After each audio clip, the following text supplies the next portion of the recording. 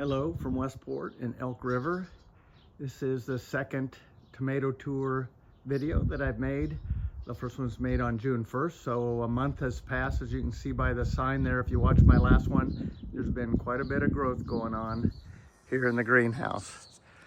It's been not that great a month really weather-wise, but in this greenhouse, sunny days, cloudy days, it's typically 70 to 85 degrees, so it's been really good in here. I moved the strawberry tower from here, and now I've got a fig tree growing. This one's Desert King. Liz loves figs, so I'm trying to grow figs. This one doesn't have many on it yet. And from the last video, you might remember Rosella Purple was just starting to set tomatoes, and now we've got probably easily a dozen, if not more, and more coming on. The plant's looking really good. Next to that is Marzanero, the plum tomato type that just barely had a couple on it a month ago. And now, as you can see in here, we've got trusses of nice big plum-sized tomatoes going all the way up. I commented in the last video the height of this was about right here, and I was hoping it would grow up taller, and now it's getting up pretty high in the greenhouse.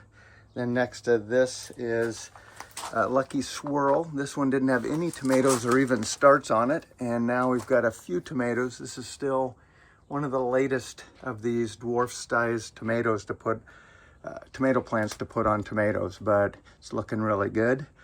Next are the cherry tomatoes. We've got Sun Gold, and next to that, Sakura Red Tomato, and they're growing up intermixed with each other up this net, and you can see we've got a lot of production here of nice big tomatoes.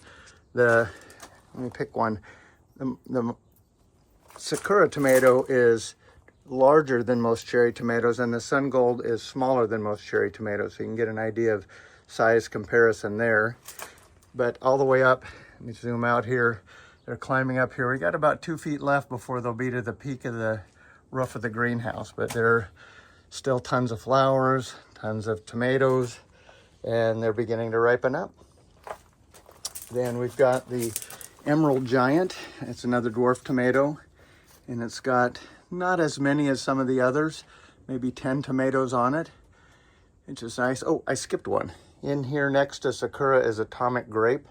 This one, you can see down here, is a little different kind of tomato. They turn dark and then they turn streaky green and black. It's not a very strong plant. It hasn't been for me in the past, but really like the flavor, so I'm trying to grow them. Hopefully we'll get plenty of Atomic Grape plants.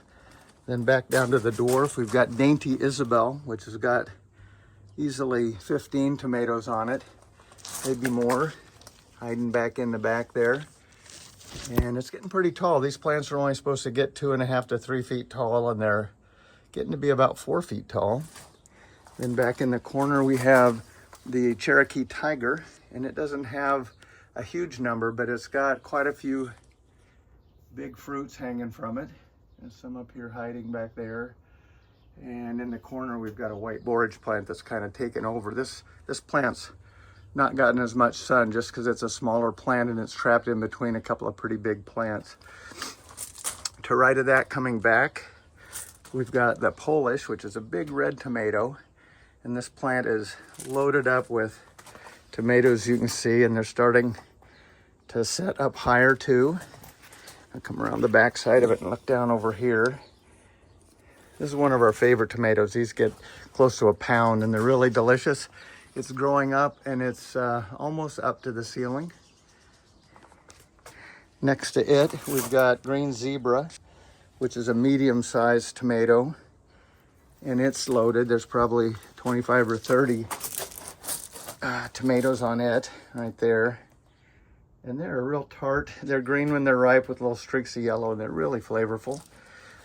Next to that, we've got the yellow Oxheart, and you can see the difference in color here. This one's starting to ripen up. These have not started yet. And this the plant itself's not doing great. There's maybe 10 tomatoes on it. There's a couple more over here and 1 or 2 over on that side. And then a couple more as you go up the plant. Hopefully they'll set a few more up here, up higher through the season. Next to it is a plant called Little Lucky. And it's one of our favorites. This is a medium size yellow with red swirls in it tomato, and it's got some clusters in it. Nice clusters here, some more getting set up here. And it is so far the winner for the tallest plant. It's just about to hit the ceiling, another day or two, and it will be touching the ceiling. Then next to it, we have Brandy Boy, which is a F1 heirloom hybrid. And it is just loaded, and they're getting bigger and bigger. The whole plant's about to tip over from the weight of these tomatoes. I've had to prop it up in numerous different ways. There's probably 30 tomatoes on it down here at the lower level, and it's still setting tomatoes up a little higher. And it's climbing up to the ceiling also. And then hiding underneath it is one that I mentioned last time. I got in late. There's a couple of tomatoes down here. This is the yellow Brandywine, and it's growing pretty well. It's just not set as many on because it's a month, I don't know, younger than the rest of these plants, but should be able to get good tomatoes from that. And then we've got Black Beauty, one of our favorites, and it's loaded up. You can see down here, the ones with the black shoulders. Wherever the sun hits them is what turns black. It's called anthocyanin, and it turns black with sunlight. And it's the second tallest plant. It's up almost as high as Little Lucky. Let me look in here. There we go. And then next plant down is Berkeley Heart, which is a heart-shaped tomato, and it's streaked like this. But there's some really big ones here. Look at this one. And I think they turn a dark reddish color with red and purple stripes. But it's loaded. So much weight, it's dragging it almost down to the ground here. And it's going to the ceiling in a couple places too. You can see these are all getting very tall. I'm already coming up with a new support design for next year because I'm not sure these strings and these posts that aren't driven in the ground, they're just driven into these shallow pots. I don't think it's gonna hold these up if they get much heavier, so I'm gonna have to do something different.